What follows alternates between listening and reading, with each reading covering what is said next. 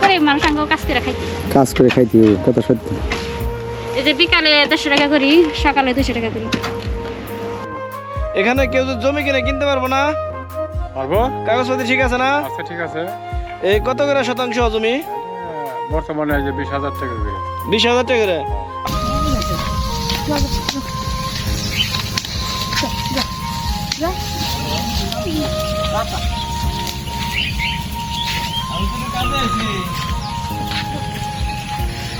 ছয়টায় গরুই বর্গা এনে সে গরু লালন পালন করে তার সংসারে জীবিকা নির্বাহ করছে এবং 5টি মেয়ে 2টি সন্তান।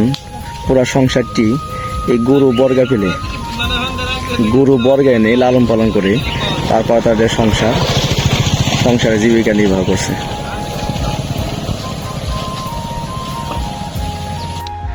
এই জমিতে কি কি ফলন হয়?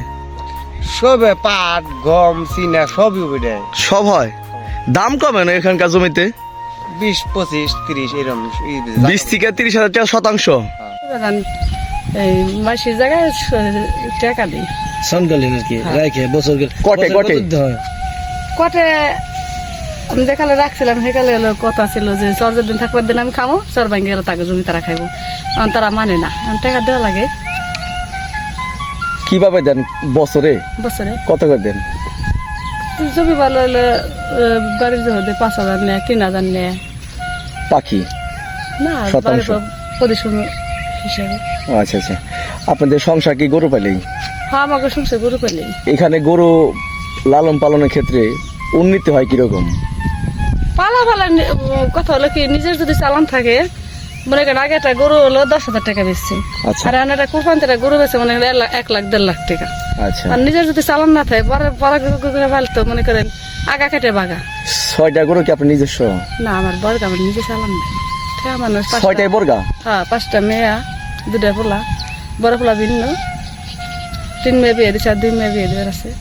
কষ্টের সংসার। আমাকে কষ্টের সময়। 6টা গরুই আপনার বর্গা? হ্যাঁ, বর্গা, আমার নিজের কোনো নাই। ও আচ্ছা আচ্ছা। কাকা বাসা আছে না? আছে। কি করে কাকা? এই যে টুকটাক গৃহস্থালী। গৃহস্থলী করে ধান বলেন না? ধান বুটটা ধান ভুট্টা বুনি। কিরকম হয় ফসল? ফসল বাজান আমাকে মনে করো, ফসল তো আর তুমি নিবে না, বুঝবা লাখ বুঝে বই যদি ভালো হয় তাহলে 60-70 মণ বুটতে হয়। মনে করো 1 বিঘে বইতে 60-70 মণ বুটতে হলে 30,000 টাকা বিঘায় খরচ আছে। আচ্ছা আচ্ছা। 30,000 টাকা খরচ হয়।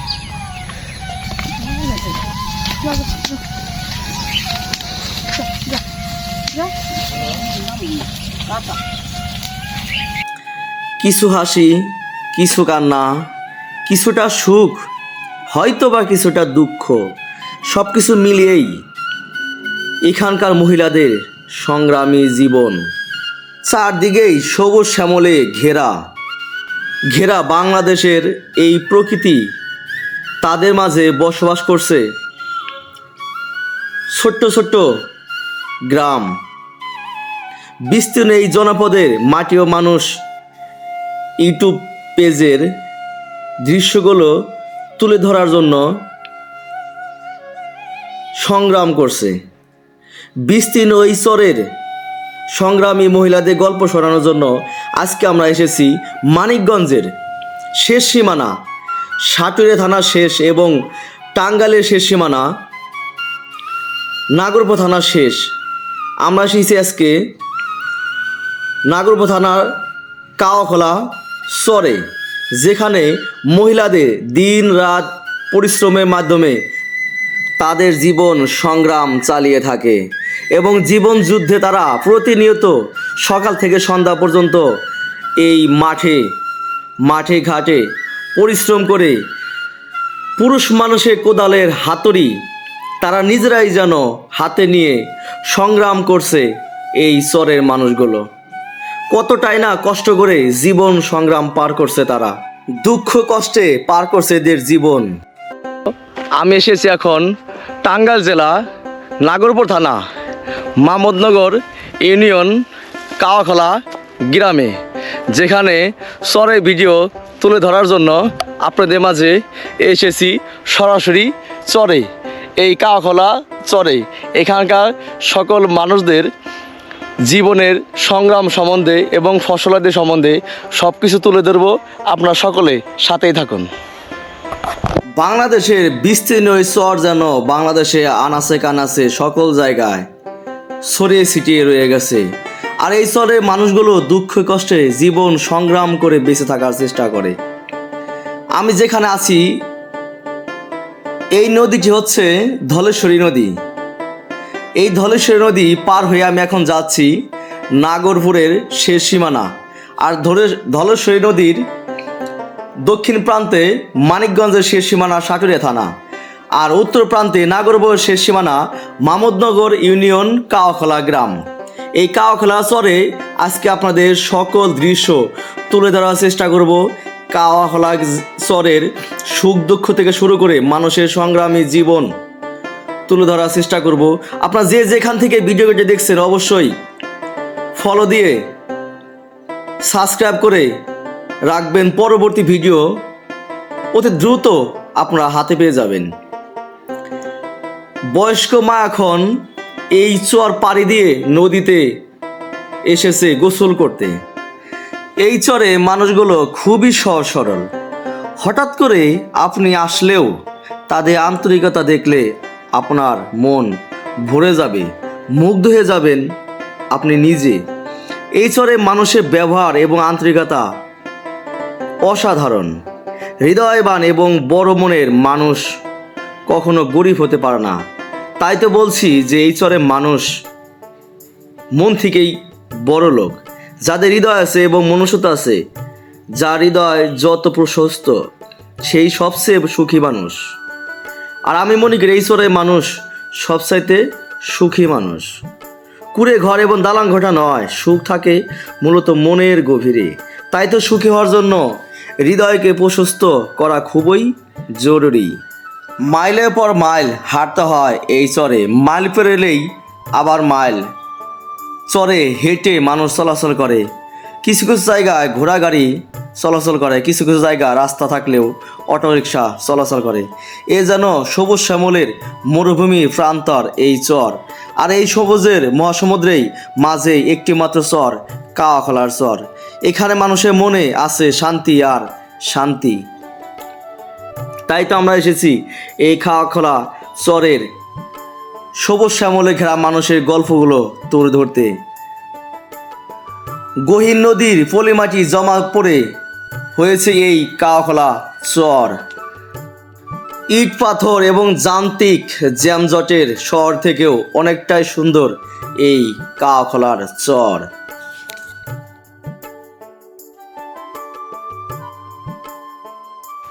৳250 এই বেলা 2টা থেকে 5টা পর্যন্ত। বাসা কোথায় আপনার? কলমায়, জেলা? জেলা টাঙ্গাইল, থানা? নাগরপুর। এই পরিচিত খেতলা? হ্যাঁ হ্যাঁ। এই জমিগুলা কি নিজস্ব না, তাহলে কিভাবে রাখছে? এগুলা ওই যে টাকা সুদে, মানে টাকা সুদে যায়, শঙ্কর আলী করে কয়। হ্যাঁ, কত করে এই রাখছে বিঘা? 350। 350 টাকা শতাংশ? শতাংশ, 1 ডিসি। এই চরে সবচেয়ে ভালো ফসল কি হয়? এই তামাকই ভালো হয়, তামাক আর ভুট্টা। এই দুই ফসলে কি এখানে হয় বুনে? তাহলে তামাক বুনতে কি কি সার লাগে? সারের কথা যে বনে তাদের কাছে জিজ্ঞেস করবে, ওটা আমি সঠিক জানি না। দেখবো আমরা এখানকার মানুষের জীবন ছবি, প্রকৃতি ও প্রতিকূল পরিবেশের মাঝে কেমনভাবে চলছে এখানকার মানুষের জীবন। সাধারণ মানুষগুলো বড়ই বৈচিত্র্যময়। পৃথিবী রূপ বদলায়, কিন্তু সাধারণ মানুষের রূপ সহজে বদলায় না, তার সাথে পরিবর্তন হয় না এখানকার মানুষের ভাগ্য। আসসালামু আলাইকুম। ভালো আছেন? কি কাজ করলেন? লাঙ্গল দিয়ে ফাললাম। ও, লাঙ্গল টানলেন তামুক জমিতে? তামাক জমিতে। আচ্ছা, এটা কি আপনার নিজেরই জমিটা? নিজেরই আমার। তামুক নিজেই রোপণ করছেন? নিজেই। কত পাখি তামুক বুনছেন? 2 পাখি। 2 পাখি। তামুক ফলন কেমন এখানে? ফলন ভালোই। এই জমিতে কি কি ফলন হয়? সবে পাট, গম, সিনা সবই ওইটা। সব হয়। দাম কমে না এখানকার জমিতে? 20, 25, 30 এরকম। 20 থেকে 30 হাজার টাকা শতাংশ। আচ্ছা, পানি উঠে জমিতে বর্ষায়? পানি উঠে। পানি উঠে। এটা কোন জেলা পড়ছে? নাগরপুর। নাগরপুর থানা, টাঙ্গাইল জেলা, কাওখলা গ্রামে। কাকলা গ্রাম। কাওখলা গ্রাম। কাকলা গ্রাম। আচ্ছা আচ্ছা। এখানকার মানুষ ফসল ছাড়াও অন্যান্য ইনকাম সোর্স কি?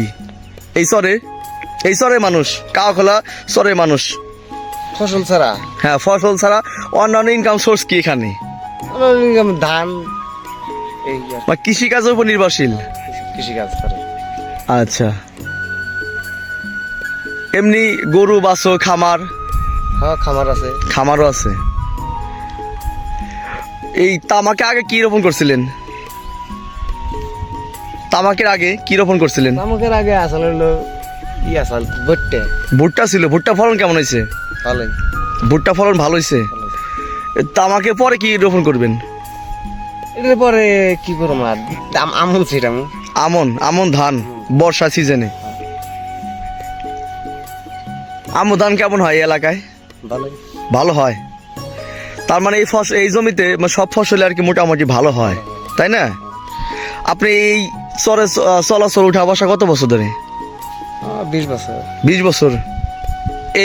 আপনি এই 20 বছর ধরে তাতে এই চরে এই যে ফসল রোপণ করেন, তাতে কি ভালো আছেন?